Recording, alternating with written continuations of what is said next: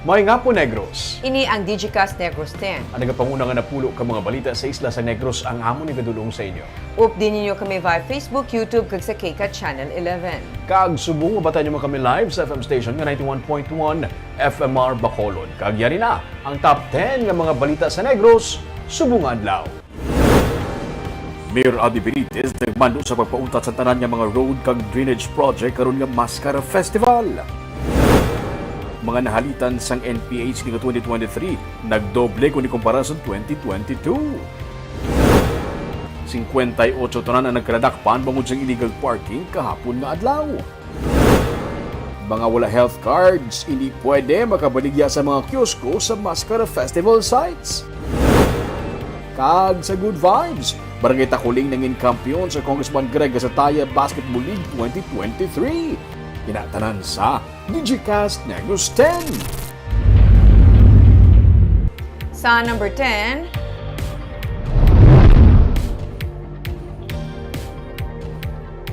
draft sang LPA nga yara sagwa sang PAR ang nagadala sang pag-ulan sa Visayas subong nga adlaw.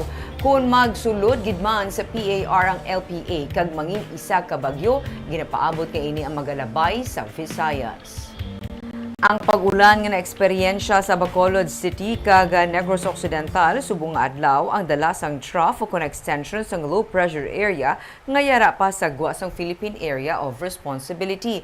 Ang LPA ang yara sa 1,270 kilometers east sang Eastern Visayas kag posible hindi pa mag-develop sa isa ka bagyo sa sulod sang 48 oras. Gina-forecast man sa pag-asa nga hindi pa man makasulod sa PAR ang LPA sa sulod sang 48 oras. Pero sa tion nga yara na ini sa sulod sang PAR, magalabay ini sa Southern Luzon kag Visayas kag magadala sang pag-ulan. Samtang ginamonitor man sa karon sa pag-asa ang bagyo nga may international name Ma-Bolaven nga yara sa 2,385 kilometers east sang Eastern Visayas. Sunod sa pag-asa, gamay ang tsansang magsulod sa PAR si Bolaven.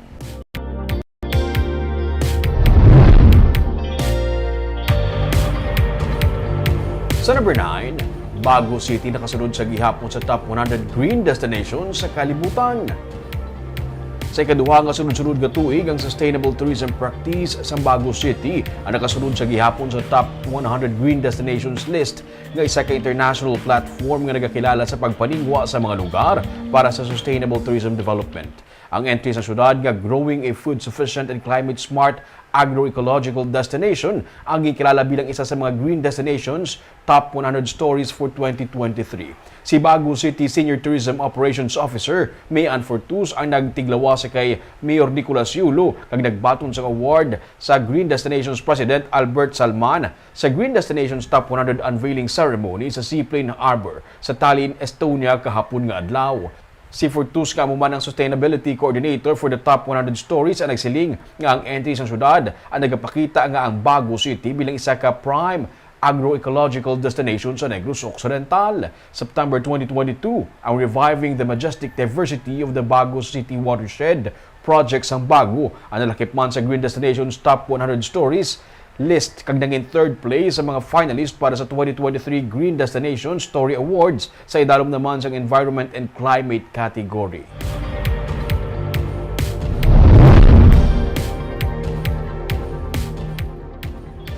Sa number 8, manukan vendors ang nag-aayo nga hindi sila pag-ibutang sa parking lot sang SM City Mall. Sa committee hearings ng Konseho sa Bacolod, gin-present ng SM Prime Holdings Incorporated ang renovation project para sa Manukan Country, kabahin sa kapin 4.5 billion peso project proposal para sa public-private partnership upod sa syudad. Suno kay Councilor Al Victor Espino, ang pamuno sa Committee on Urban Planning, kag Laws and Ordinances sang Konseho, magapagwa sila sang committee report antes ang posible nga paghatag sang authority to sign kay Mayor Albi Benitez para sa kasugtanan upod sa SMPHI. Pero nagaayo naman si David Montoya, ang presidente sa Manukan Vendors Brotherhood Association, nga kuntani hindi lang sila mabutang sa parking lot bungod magamay ini para sa 27 ka mga tenants. Ginhinyo niya man nga mapanubuan ang monthly rental fee, ilabi na nga kalabanan sa ila ang mayara pa sang utang sa renta sa syudad. Gintanyag man sang SMPHI ang parking area para sa temporaryo nga sayluhan sang mga tenants sang Manukan kag ang libre nga 2.5 years nga paggamit sang stalls sa sulod sang bag-ong nga site. 10,000 pesos ang mangin monthly rental fee nga isukot sang SM sa mga tenants. Suno kay City Administrator Pacifico Maghari III, ginatun-an naman sa syudad ang iban nga alternatibo nga lugar nga sarang sayluhan sa mga vendors sa tion nga sugura ng construction sang bag-o nga Manukan Country. Sa number 7,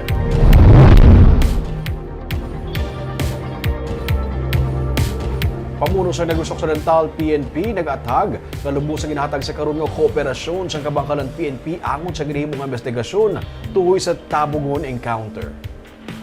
Ini kasunod sa ginsiling sa pamuno sa Commission on Human Rights nga si Vincent Para nga wala siya ginatagan sa pamuno sa kabangkalan PNP sa kopya sa spot report nga kunta niya gamiton sa ilang motu proprio investigation. Anong kaginaliga rebelde nga NPA ang napatay sa report nga encounter sa tunga sa rebeldeng hanay kag militar sa Tabugon sa Setyembre 22. Sunod sa kay Provincial Director Colonel Leo Pamitan, ang ginahimo sa CHR ang case folder bagay nga wala ginahatag sa kabangkalan PNP bangod parayon pang ilang nga investigasyon. Wala pa gani na human ang pagpangusisa, may kaangtanan sa firearms kasubong man ang ballistic exams. Sa investigasyon, natukiban man nga wala na rehistro ang tricycle nga ginsakyan sang 5 sunod sa kay Pamitan kag wala man sang lisensya ang tricycle driver. Nagabuylog ang PNP sa investigasyon sunod sa kay Pamitan. Those were the circumstances kung bakit hindi pa tayo makapag-release ng mga vital informations kasi under investigation po. So hindi kayo ang cooperative, sir, as the term sinabi niyo? Hindi naman. We are cooperative tayo kasi as soon as the investigation na matatapos siya, we will provide information. Magpapaalam nga lang tayo sa taas. Sa Sir, higher but he headquarters. said he was only asking for the spot report for the names ng persons who were involved. I think it's not the spot report ang hiningi. Case Yung sabi niya, spot report sir, ng spot daw, As sir. per COP, ang hiningi daw Ayaw is daw, case folder. ayaw daw.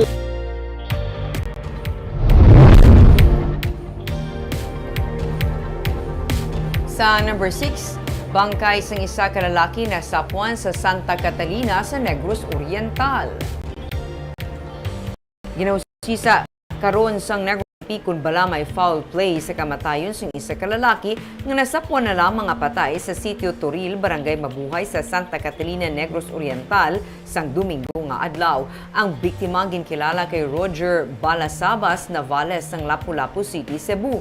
Base sa inisyal nga investigasyon sa PNP, temporaryo nga nagapuyo sa Santa Catalina ang biktima kaupod ang iya nga mga himata. Wala ini siyang criminal record. Bisan pa wala sang may nakita nga pila sa iya nga lawas gisang ginausisa, wala ginadula sang PNP nga posible may foul play sa iya nga kamatayon. Pero isa sa mga ginalantaw nga posibilidad sang PNP nga ini ang posible na stroke o kung heart attack samtang nagapamuhin. Kuni base abi sa posisyon sang bangkay, daw kasubong nga nagapamuhin ini kagang iya nga shorts ang yara na sa iya nga tuhod. Padayon pang investigasyon sang pulis.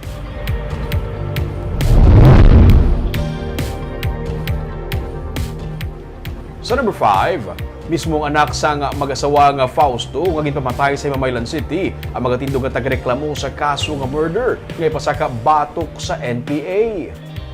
Sunod sa kay Colonel Leo Pamita na Provincial Director sa Negros Occidental PNP, handa na ang tanan kag ang pirma na lamang sa anak sa mag-asawa nga Fausto. Ang magatindog nga complainant ang ginahulat kag tigayon nga ma-file sa pulis ang reklamo sa prosecutor's office. Hindi magdubo sa napulo ang pasakaan sa murder complaint angot sa kamatayon sa mag-asawa nga Ben kag Emilda Fausto kag duha nila ka mga kabataan sadtong June 14 sa Barangay Buenavista sa Mamaylan City sulod sa kay Pamitan. Ini sila mga high-ranking nga mga rebelde. Damlag pa, ginsiling sa Commission on Human Rights sa ilang motu proprio investigation nga hindi na malocate ang anak sa mga Fausto nga si Emily. Suno kay pamitan, yara na ini siya karon sa paghinakop sa security forces. Manog 4 na kabulan humalin sa natabo ang pagpaniro. Mahimo madugayan pagid ang kaso bangot ini ang ipaidalom pa sa case build up sa idalom sang DOJ Department Circular 20. All she has to do is Sign. magsasign na lang siya for the police of Himamaylan City para akyat na sa prosecutor's office to file. Does that mean na bumalik na siya ng Negros? Kasi As sabi to ni... his whereabouts for security sake niya, hindi natin alam kung we cannot divulge as to her location. Okay po? Yes po, Against, sir? marami tayong Against the NPA, sir? yes po. Mga ilan, sir? You don't know. I think more than 10 yung mga respondents. More than, sir? Sir, what made Emily change her mind?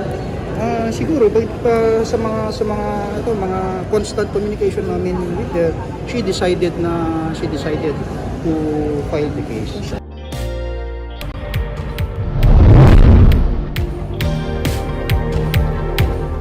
Sa number 4, plus ng health cards, hindi pwede makabaligya Costco sa Mascara Festival. Ginpaandaman na sa Environmental Health and Sanitation Division sa City Health Office ang mga nagarenta sa kiosko sa Bacolod City Government Center nga wala nagasuksok sang ilang health card ID sa ginpatigayon ng sanitation inspection kahapon. Suno kay City Administrator Pacifico Maghari III, ang mga health cards kabahin sang pagpasiguro sang proper food handling kag sanitation sa mga kalan-an kag iban pa nga baligyaan sa festival sites. Gani hindi nila pagtugutan nga makabaligya ang mga trabahador nga wala ang health cards. Masunod man nga magapatigayon sa inspection ang katapos ng CHO sa mga kiosko sa Bacolod Public Plaza. Kag sa iban pa nga mga festival sites, ilabi na diri ang mga nagabaligya sang pagkaon. Nalakip man sa ginapasalig sang syudad nga mapabilin ang kalimpyo sa mga festival sites sa bulig sang katapo sa Department of Public Services. Ang aton nga CHO, so far na ubos na nila kuno ang diri sa government center. Ginakolate pa nilang findings pero may mga violations la notice like ang mga na-issuehan health cards wala pa sila wala ginasuksok, so they're required to do that. Then I'm just verifying if may ara pag hindi wala nakakuha health card kay amo na siyang striktuhan ta, they're supposed to not sell kung wala sila health cards.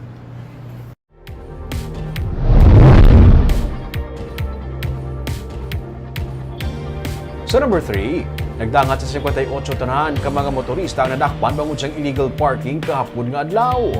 May 14 naman ka mga salakyan, canter, tricycle ug motorsiklo ang ginpang impound bangod nga naga-parking sa may Lacson Street. 6 ka mga motorsiklo, 2 ka mga canter, 3 ka mga private vehicle kag 3 man ka mga tricycle ang gin-clamp, gintog ug gin-impound sa Bacolod Traffic Authority Office sa unang adlaw sa pagpatuman sa clamping and towing ordinance sa syudad. Sunod sa kay Police Major Junji Liba, pamuno sa bitaw, magluwas sa 14 nga ginpang tow kag gin-impound, may 44 pagid ka mga ginisyuhan sang citation tickets bangod sa illegal parking. Iban diri sa ila, naga-parking sa motorsiklo sa mismo nga sidewalk nga para kuntani agyan sang pedestrian. Kutob sa mga naga-hazard sa higad sang Lacson Street, ginapahibalo sang traffic enforcers nga hindi sila pwede makapalawig kung bayaan sa driver ang salakyan, i-clamp ini sang bitaw. Subong nga adlaw, temporaryo anay nga wala sang clamping kag towing bangod sang maulanon nga panahon, pero padayon ang pagpanaway sa mga traffic enforcers sa mga motorista. Sa number 2, mga nagkalamatay bangod sang kalakasan sang NPA sini nga 2023 ang nagsaka sa masobra sa doble kung ipaanggid sa datos sang 2022.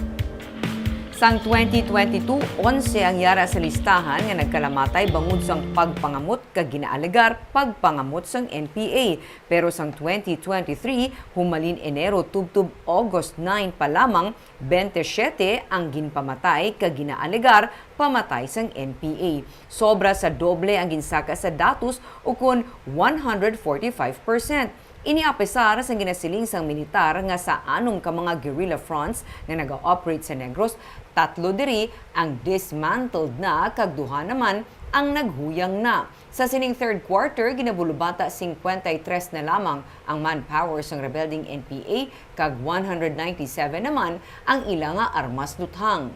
Patag ni Brigadier General Orlando Edralin, ang pamuno sang 303rd Infantry Brigade sang Philippine Army, ang pagsaka sa kalakasan kabahin sang propaganda sang NPA para magpabatsyag nga sila ang yara pa. Dugang pa ni Edralin, nagsaka man ang kadamuon sang nagkalamatay bangod may purging man o kung ginatinluan sang rebelde ang ilang nga hanay.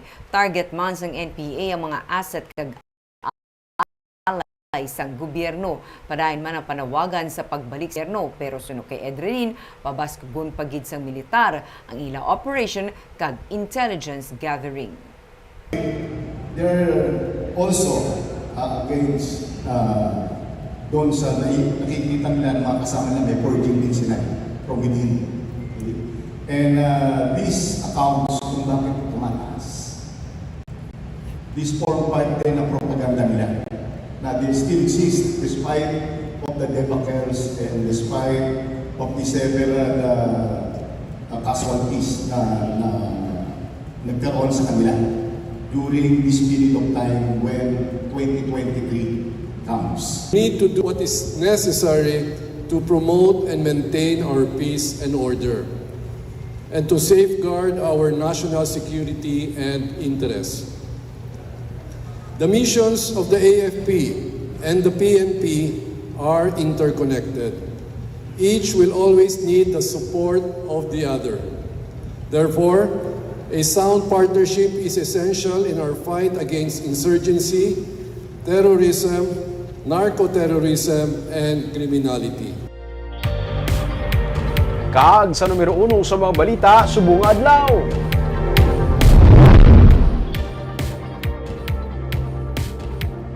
Bacolod City Mayor Albi Benitez nagbando sang temporaryo ani nga pagpuunta sa tanan nga mga ongoing road kag drainage project karon nga Mascara Festival season.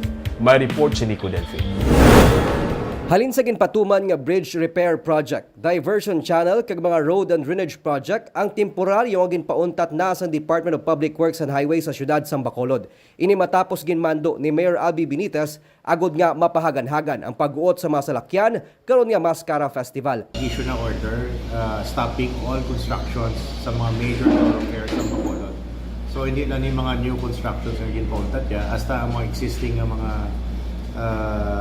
project construction along major thoroughfares ginpauntat na niya until after Mascara.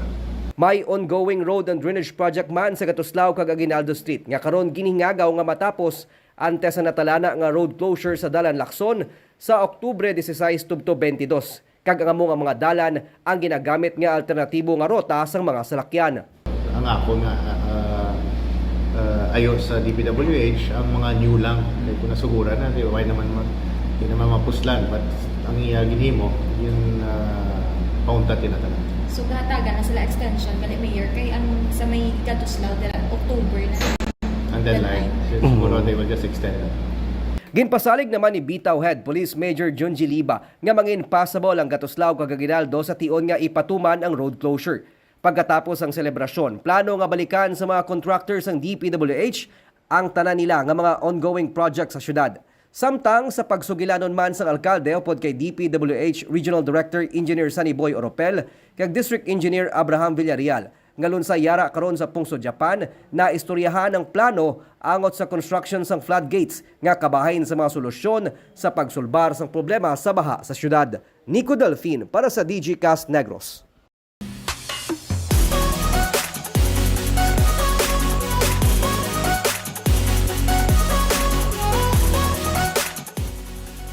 Sa Good Vibes, Barangay Takuling naging kampiyon sa Congressman Greg Gasataya Basketball League 2023. Yaring report ni Nico Delphin. Sa Game 3, naluto sa Barangay Takuling ang Barangay 7 sa score nga 81-63. Kabangdanan nga sila ang naging kampiyon sa ilang mainit nga pagsambuha sa Congressman Greg Gasataya Basketball League 2023 sa USLS Coliseum. Gintinguhaan sa Barangay 7 sa pagpanguna sang season MVP nga si Harvey Islawa nga makatupong sa depensa kag opensa sang Barangay Takuling sa first quarter o galing wala na sila makatibawas pa sa abanse hasta nga nakuha sang Takuling ang kadalagan. Nangin finals MVP ang point guard sang Takuling nga si Bill Julingo. Gin kalipay, kagin pasalamatan naman ni Congressman Greg Gasataya ang suporta sa mga kabarangayan, ilabi na sang 59 sa 61 ka mga barangay nga nagpasakop sa liga. Ang 59 ka barangay nga nagpasakop ang mga kapitan, ang SK Kagawad, Barangay Kagawad, kag ang aton mga players nga nagsakripisyo, naghimo sa tatanan. Madamo, gid nga salamat. Hindi kita makalabot sa muning liga kung hindi tungod sa inyo. Kabahin sa linibo nga mga tumalanaw sa championship game sa Mayor Albi Benitez, upod sa mga city officials kag mga punong barangay. May hangkat naman ang alkalde sa mga kampyon nga luyag niya magtukod sang Dream Team nga magasambuwa kontra naman sa Dream Team sang 3rd District sang Negros Occidental. I'll discuss this with 3rd District, the congressman sa 3rd District, so yan namon kung ano ang mechanics so that we can make an exciting game. 1 million pesos ang ginatanyag nga premyo sa alkalde sa mangin mananalagon sa mga basketball competition nga itala na sa Disyembre. Nico Delfin para sa Digicast Negros. Marbula labot na puno ang USLS Coliseum. Magkita ko sa live nila kagabi, more than 10,000 viewers. Congratulations, of course, to Barangay Takuling. Sa amon barangay. Taga Takuling. Sa una. Una. Kag Barb, at least no natagaan ni gayon ang kada barangay to represent sa ilang mga lugar. Kag basketball yaming Pinoy pa yan. Paborito ko dyan nga sports. Kaaga po itong mga balita sa Negros Subong Adlaw. Kay man sa panahon karon importante nga may ihibalo ka sa nagakatabo sa imo nga palibot. Dapat balanse kag eksakto mga impormasyon. Padaan kami nga magapangalagad sa Negrosanon. Ako si Barbara Mijares. Tubtub sa buwas, ako naman si Romeo Subaldo. Mayong hapon.